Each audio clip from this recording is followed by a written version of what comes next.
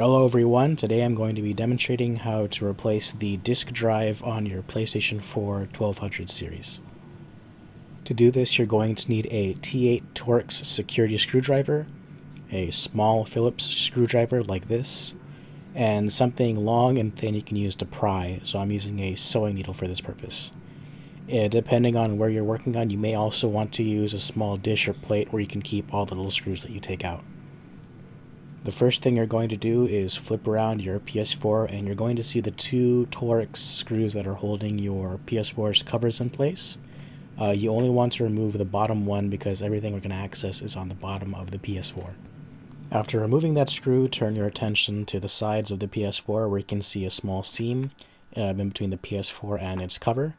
You're going to take your long, thin object and you're going to wedge it into that seam and move it back and forth until the bottom cover pops off. After removing the PS4's bottom cover, you can then flip it over and look at its internal components. Up here you can see the disk drive, but in order to remove the disk drive, we actually need to take out the battery first. Holding the battery in place are a couple Phillips screws and a couple of security screws, so we're going to go ahead and take out all of those. After the screws have been removed, you want to take out the battery by pulling it straight up because it plugs into the PS4. So if you try to take it out at an angle, you may mess up those pins. So you're going to want to try to shimmy it up little by little and eventually it will pop out. After removing the battery and moving it out of the way, you can see that there were several ribbon cables plugged into the bottom. What you want to do now is take out all of those. You can do this with tweezers, or I'm just using my fingers. With this large one in the middle, you can see there's sort of black ring holding it in place. It's held captive, so what you want to do is just pop it up and then unplug that ribbon cable.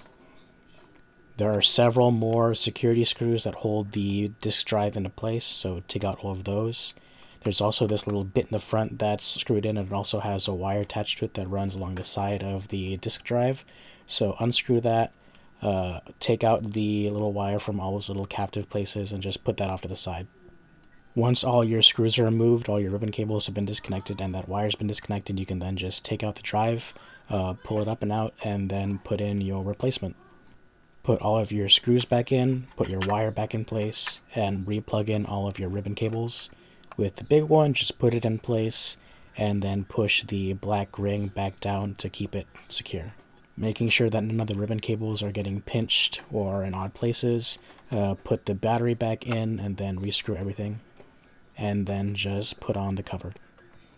Assuming your new disk drive is in order, you should be able to put in disks and eject them with ease, and they'll be read just fine.